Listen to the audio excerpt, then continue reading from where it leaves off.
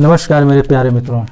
आज हम लोग बात कर रहे हैं आर्टिकल 164। जैसा कि आप लोग जानते हैं कि हम लोग आर्टिकल 1 से लेकर के आर्टिकल 163 तक बात कर लिए हैं। आज हम लोग बात करें आर्टिकल 164 के बारे में। देखते हैं इसमें क्या प्रावधान है, इसको हम लोग विस्तार से समझेंगे। आप किसी भी एग्जामिनेशन की तैयारी कर रहे हो, किसी भी प्रतियोगी परीक्षा की तैयारी कर रहे हो, उसके लिए आपका क्या होगा, ये वीडियो बहुत ही हेल्पफुल होगा। और यूट्यूब पर मैक्सिमम ऐसे ही होंगे कि कुछ टीचर ऐसे होते हैं, कुछ अनुच्छेद पढ़ा दिए और कुछ अनुच्छेद छोड़ दिए, लेकिन यहाँ पर ऐसा नहीं होने वाला है। हम लोग एक क्रम ही, एक श्रृंखला ही स्टार्ट किए हैं कि जो हम लोग क्या करेंगे, अनुच्छेद 1 से लेकर के सारे जितने अनुच्छेद रहेंगे, चाहे वो संशोधन के माध्यम से जोड़े गए हों, चाहे वो पहले मूल रूप से रहे हों, हम लोग सारे अनुच्छेदों को क्या करेंगे, कवर करेंगे। और ये हम लोग बेसिक टू एडवांस सी बातें करेंगे। यानी कि अगर आप यूपीएससी की भी एग्ज़ाम दे रहे हैं तो भी ये वीडियो आपके लिए हेल्पफुल रहेगा। यदि आप एसएससी का भी एग्ज़ाम दे रहे हो तो उसमें भी ये हेल्पफुल रहेगा। तो आइए हम लोग देखते हैं क्या है इसमें आर्टिकल 164 में। तो इसमें कहा गया है मंत्रियों के बारे में अन्य उपबंध। अन्य उपबंध से तात्पर्य क्या होता है कि जो पहले उपबंध है तो उससे अलग ही, कुछ हटके। कैसे हटके कि हम लोग इसमें समझेंगे कि मुख्यमंत्री का पद कैसे दिया जाता है, किसको उस पद पर पोस्ट किया जाता है, फिर उस पर किसको आसीन किया जाता है, और अन्य जो मंत्री होंगे उनको कैसे लाया जाएगा, अगर उनको हटाना हुआ तो कैसे हटाया जाएगा। और अगर मान लीजिए कोई ऐसा व्यक्ति हो जो विधानमंडल का किसी भी सदन का, विधानमंडल के किसी सदन का अगर उस सदस्य न रहते हुए भी अगर मंत्री चुन लिया गया तो क्या होगा, उसके लिए कोई प्रावधान है कि नहीं है। हम लोग इन सारे प्रश्नों को देखते हैं इस आर्टिकल में 164 में। और हम लोग देखेंगे क्या ये प्रसाद पर्यंत क्या होता है कि अगर राज्यपाल किसी मंत्री को हटाना चाहे तो कैसे हटाएगा, क्या उसे मुख्यमंत्री का परामर्श लेना आवश्यक है। मुख्यमंत्री का परामर्श लेना आवश्यक है तो क्यों है, हम लोग इसके बारे में भी अभी चर्चा करते हैं। ठीक, आइए अब हम लोग स्टार्ट करते हैं क्या इसमें कि विधानसभा में बहुमत प्राप्त। ये बहुमत क्या होता है, आप लोग इसके बारे में भली भांति परिचित होंगे। बहुमत प्राप्त राजनीतिक दल के नेता को ही राज्यपाल क्या करते हैं, मुख्यमंत्री पद के लिए कहते हैं कि आओ भैया मुख्यमंत्री पद अपना लो और सरकार बना दो। ऐसा ही केंद्र में भी होता है। आप लोग जानते होंगे लोकसभा में बहुमत प्राप्त राजनीतिक दल के नेता को ही प्रधानमंत्री के लिए क्या किया जाता है, प्रधानमंत्री पद के लिए आमंत्रित किया जाता है राष्ट्रपति के द्वारा।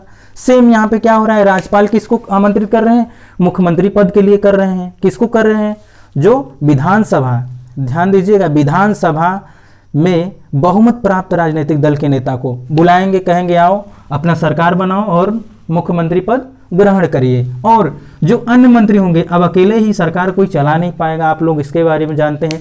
एक छोटा सा इंस्टीट्यूट चलाना होता है तो केवल एक टीचर नहीं चला पाता है, उसके लिए क्या होते हैं, उसको स्टाफ की ज़रूरत होते हैं और सारे कर्मचारियों की ज़रूरत होती है। इनको तो पूरा शासन चलाना है तो इनको क्या होता है, अलग अलग डिपार्टमेंट के लिए अलग अलग मंत्रियों की आवश्यकता होती है। तो मुख्यमंत्री महोदय के लिए चला नहीं पाएंगे तो इनको क्या होता है, अन्य मंत्रियों की आवश्यकता होती है। तो यही मुख्यमंत्री की सलाह पर ही राज्यपाल और मंत्रियों क्या करते हैं, नियुक्ति करते हैं। ठीक, अब नियुक्ति हो गई, परामर्श से हो गया। अब बात ये आ जाएगी क्या जरूरत है इनसे परामर्श लेने की। बात ये आएगी, आपके मन में ये प्रश्न आना चाहिए, तो सर क्यों इनकी जरूरत होती है, इनसे परामर्श लेने की क्या जरूरत, उन्हें मंत्री पद दे देना चाहिए किसी व्यक्ति को। लेकिन ऐसा इसलिए नहीं होता क्योंकि इन्हीं के साथ ही इनको काम करना है। मान लीजिए आप कोई कोचिंग संस्थान खोल दिए, कोई इंस्टीट्यूट खोल दिए, ठीक, आप उसके क्या है, CEO हैं या फिर उसके मालिक है। अब आपके मन के हिसाब से किसी ऐसे व्यक्ति को ले आकर रख दिया गया जो हमेशा नेगेटिव बात करके, अब CEO बहुत खराब है, मालिक बहुत खराब है, ऐसे हैं वैसे हैं, तो ये क्या होगा, आपके और उसके बीच में कंट्राडिक्शन हो जाएगा, जिसके कारण क्या हो जाएगा, बहुत सारी समस्याएं खड़ी हो जाएंगी। इस कारण से ये क्या होते हैं, ये एक प्रकार से लीडर होते हैं मुख्यमंत्री जो लीडर होते हैं, इनके अंडर में जो व्यक्ति होते हैं, यानी कि जो अन्य मंत्री होते हैं जो इनके विचारों से मिलते हुए रहते हैं, ये उन्हीं को ही क्या करते हैं, मंत्री पद के लिए आमंत्रित करते हैं, फिर उनको ही नियुक्त कराते हैं राज्यपाल के द्वारा। इस बात को समझिएगा। ठीक, अब बात आती है कि प्रत्येक मंत्री का कार्यकाल राज्यपाल के प्रसाद पर्यंत होगा। ये क्या होता है, देखिए प्रत्येक मंत्री का जो कार्यकाल होगा वो विधानसभा का जितना कार्यकाल होगा वही उसी के अनुसार होगा, परंतु अगर राज्यपाल चाहे तो इनको अपने इच्छा अनुसार जब इनका मन करे उसी समय इनको हटा सकता है। प्रसाद पर्यंत से तात्पर्य होता है कृपा पात्र। कृपा पात्र ये क्या होता है, आप में से बहुत से मित्र नहीं जानते होंगे ये क्या होता है प्रसाद पर्यंत। प्रसाद पर्यंत से ये तात्पर्य होता है, मैं आपको एक सिंपल सा एग्जांपल देता हूँ कि आप क्या करिए, कोई एक ऑफिस खोलिए, आपके यहाँ एक कोई प्यून आया रहने के लिए, फिर कोई आपका एम्प्लॉय आया, ठीक, किसी दिन आपकी उससे बहस हो गई किसी बात को लेकर, किसी विचार से लेकर, दोनों का मत क्या हो गया, भेद हो गया, मतभेद हो गया। आप उससे कहें ऐसा है तुम कल से मत आना काम पे, ये क्या हुआ, आपके कृपा पात्र पे ही था कि जब तक आप चाहे तब तक उसे रखें। यहाँ पर भी वैसे हैं कि राज्यपाल साहब जब तक चाहेंगे तब तक इन मंत्री को रखेंगे और जब चाहे तब हटा दें। क्या ऐसा भी है? ऐसा ही है, परंतु क्या होगा, मुख्यमंत्री से परामर्श लेने के बाद। मुख्यमंत्री यदि चाहेंगे तो राज्यपाल से कहेंगे कि ऐसा है, इसको हटा दीजिए इसके पद से, सही आदमी नहीं है या फिर सही कार्य नहीं कर रहा है, अपने कर्तव्यों का निर्वहन सही नहीं कर रहा है। तो ये होता है। ठीक, प्रश्न इसमें कई बार पूछ ले जाते हैं कंफ्यूज कर देने वाले कथन कारण में, इसलिए आप इसको अवश्य ध्यान दीजिएगा कि अगर राज्यपाल किसी भी मंत्री को अगर उसके पद से हटाएगा, परंतु हटाएगा तब वो मुख्यमंत्री से क्या कर लेगा, परामर्श लेगा, ठीक, या फिर उसकी अनुमति लेगा। अब बात आती है कि प्रत्येक मंत्री जो होते हैं अपना पद ग्रहण करने से पहले गोपनीयता की शपथ लेते हैं। अब प्रश्न आती है गोपनीयता क्या होता है।